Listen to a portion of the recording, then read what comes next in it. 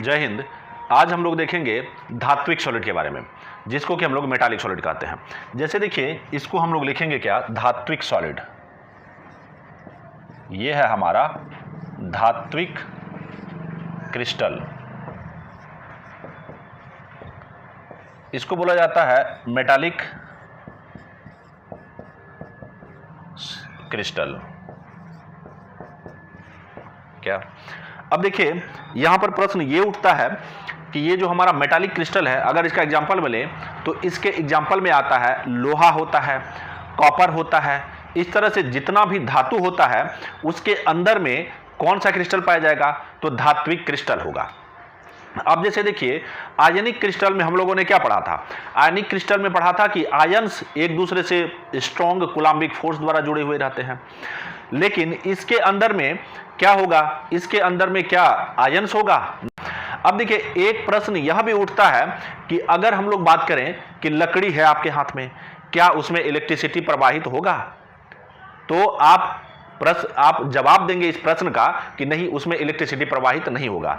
लेकिन अगर आपके हाथ में लोहा है और फिर मैं आपसे पूछूं क्या लोहा में इलेक्ट्रिसिटी प्रवाहित होगा, तो आप कहेंगे कि हाँ, इलेक्ट्रिसिटी प्रवाहित होगा। आखिर इसके पीछे का क्या रीजन है कि लकड़ी के अंदर में लकड़ी से होते हुए इलेक्ट्रिसिटी प्रवाहित नहीं करता है, वहीं पर लोहा के अंदर में इलेक्ट्रिसिटी प्रवाहित करता है। इसके तो आप हमको इस प्रश्न का जवाब यह देंगे कि लकड़ी में जो फ्री इलेक्ट्रॉन होता है वह नहीं पाया जाता है, लेकिन जो लोहा है उसमें फ्री इलेक्ट्रॉन पाया जाता है। अब मैं इससे एक स्टेप और आगे जाकर आपसे प्रश्न पूछूं कि आखिर लकड़ी के अंदर में फ्री इलेक्ट्रॉन नहीं पाया जाता है, इसके पीछे का रीजन क्या है?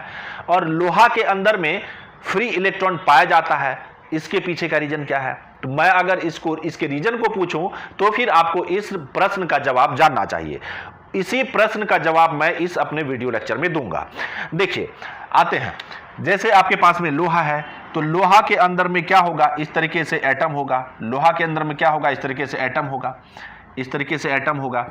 अब देखिए, होता क्या है, लोहा के अंदर में जो ये एटम है, मतलब ये जो परमाणु है, ये परमाणु काफी प्रबल फोर्स द्वारा, मतलब काफी इंटरमॉलिक्यूलर फोर्स द्वारा एक दूसरे को अट्रैक्ट करती है।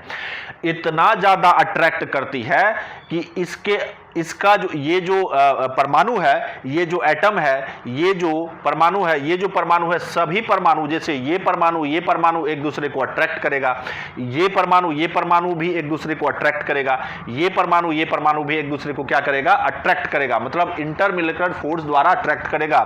अंतर आणविक आकर्षण बल के द्वारा क्या करेगा, एक दूसरे को बल के द्वारा जोड़ के रखेगा। अब इतना ज्यादा यहां पर फोर्स ऑफ अट्रैक्शन हो जाता है कि ये जो परमाणु है, इस परमाणु का सबसे बाहरी कक्षा जो होता है, क्या सबसे बाहरी कक्षा से क्या होता है, इलेक्ट्रॉन निकल जाता है। अब देखिए, फिर से मैं इसको बोलता हूं, ये परमाणु है, ये भी परमाणु है, एक दूसरे को काफी स्ट्रॉन्ग फोर्स ऑफ अट्रैक्शन से एक दूसरे को अट्रैक्ट करके रखा हुआ है।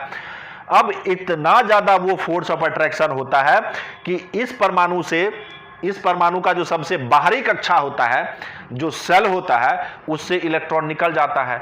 इससे भी क्या होता है, इलेक्ट्रॉन निकल जाता है। फिर यहां से भी इलेक्ट्रॉन निकलेगा, फिर इधर यहां भी इलेक्ट्रॉन निकलेगा, जो सबसे बाहरी कक्षा होगा, फिर यहां पर भी इलेक्ट्रॉन निकलेगा, फिर यहां पर भी इलेक्ट्रॉन निकलेगा। इस तरीके से इलेक्ट्रॉन जब निकलेगा तो इस तरह से यहां पर क्या होगा, इलेक्ट्रॉन का समुद्र बन जाएगा। क्या बन जाएगा, इलेक्ट्रॉन का समुद्र बन जाएगा। तो देखिए, ये हो जाएगा क्या, इस तरह से। फिर यहां पर भी नीचे भी एक लेयर रहेगा, इस तरह से, मतलब इलेक्ट्रॉन का क्या हो जाता है, तो यहां पर समुद्र बन जाता है। मतलब इसको जो हम लोग कहेंगे, इसको कहा जाता है sea of electron. Sea of electron बोला जाता है इसको,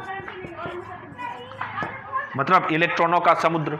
अब देखिए, इससे जब इलेक्ट्रॉन निकल गया तो ये बन जाएगा क्या, पॉजिटिव चार्ज।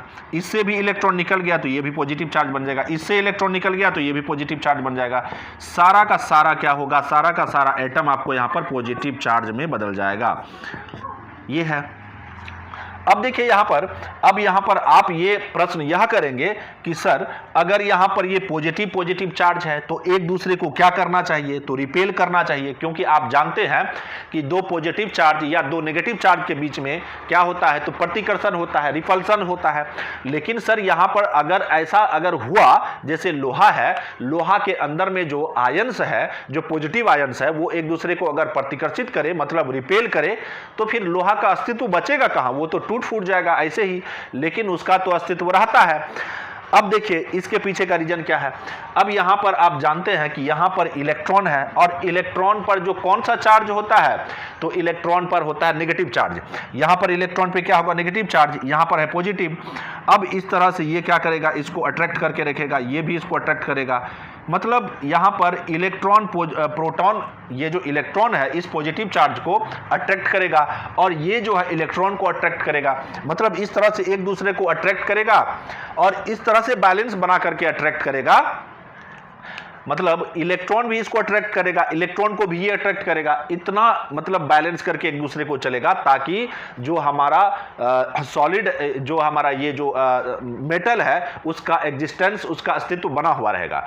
तो यहां पर देखिए एक प्रश्न मैंने कहा था रिपल्सन वाला, दूसरा ये भी तो हो सकता है कि अब इतना ज्यादा अट्रैक्ट कर ले कि ये जो है पूरा का पूरा क्या हो जाए, सिकुड़ जाए।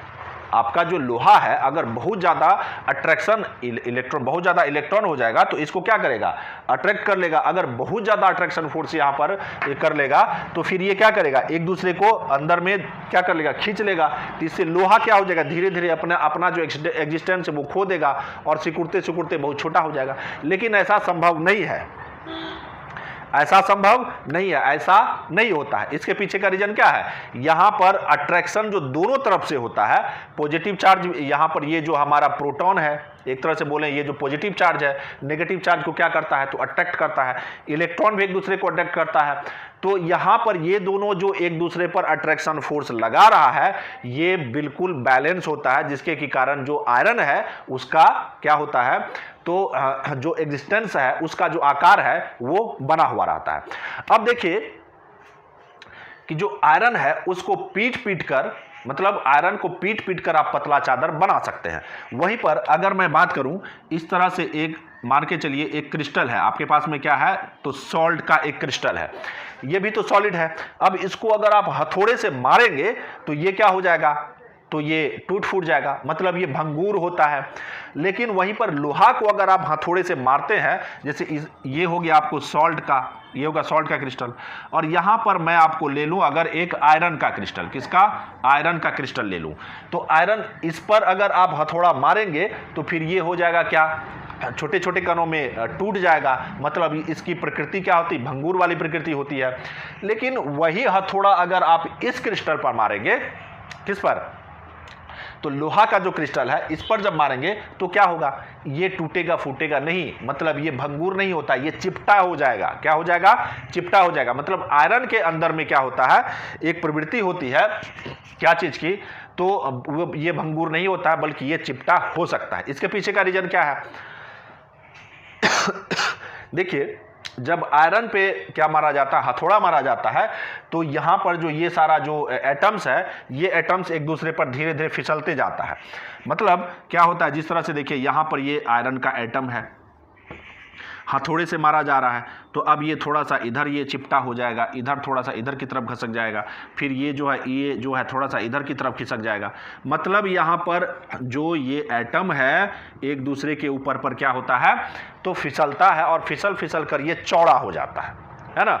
तो इसलिए ये क्या होता है, तो इसमें ये भंगूर वाली प्रवृत्ति नहीं पाया जाता है, इसको हथौड़े से पीट पीट कर, मतलब ये आघात वर्धने वाली प्रॉपर्टी होती है इसमें, जिसको कि डक्टाइल कहते हैं। अब देखिए, क्या इसका खींच के तार बनाया जा सकता है, बिल्कुल इसको खींच के तार बनाया जा सकता है, क्योंकि ये जो एटम है एक दूसरे पर स्लाइड कर रहा है, एक दूसरे पर फिसल रहा है, तो इसको खींचकर आप तार बना सकते हैं। तो जैसे मान के चलिए ये तार है, अभी मोटा है, तो लेयर दर लेयर है एटम का, इसको जब आप खींचेंगे तो फिर क्या होगा, इसको जब खींचेंगे तो ये जो एटम है एक दूसरे पर फिसलते जाएगा, या हथौड़े से पीटेंगे तो ये एटम एक दूसरे पर क्या होगा, तो फिसलेगा, जिस वजह से इसको तनने, मतलब इसको, इसका जो प्रवृत्ति होता है तनने वाली, इसकी प्रवृत्ति होती है।